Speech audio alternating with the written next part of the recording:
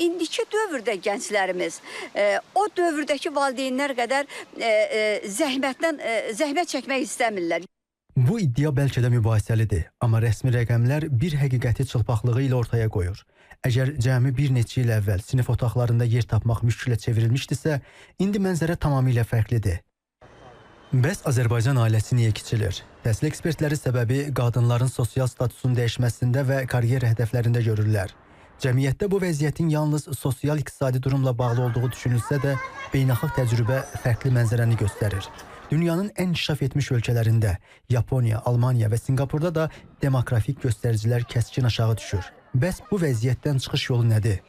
Dünyanın ən inkişaf etmiş ölkələrindən biri olan Cənubi Koreyada iş yerlərinə yaxın bağçaların açılması prosesinə başlanmışdır. Yəni, qadınlar daha çox iş imkanlarını əldən verməmək üçün uşaq dünyaya gətirməkdə tərəddüd edirlər və Koreya hökuməti bunun qarşısını almaq üçün qadınların daha çox işlədiyi yerlərə yaxın yerlərdə bağçaların inşasını nəzərdə tutmuşdur.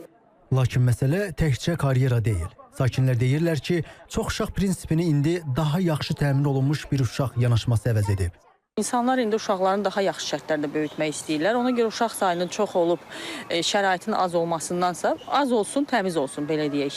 Və onlara yaxşı təhsil versinlər, xaricdə oxuttursunlar, sonra işlə təmin olmaq. Bunlar hamısı faktdır. Bizim dövrümüzdə maddi cəhətdən, yəni, məsəl üçün, uşağın istəkləri çox deyildi. Götürəndə bizim dövrümüzdə uşağın istəkləri çox deyildi. Məsəl üçün, biz müəllim yanına uşağı hazırlığa valideynlərimiz qoymurdu. Bir məktəbə gedirdik, oxuyurduq, kifayət idi. Oradan aldığımız savadla da biz gəlirdik ali təhsilə, ali məktəblərə qəbul olunur. Prosesin görünməyən və narahat edici tərəfi isə abortların sayındakı kəskin artımdır. Statistikaya görə son 4 ildə bu göstərici təxminən 2 dəfə artıb.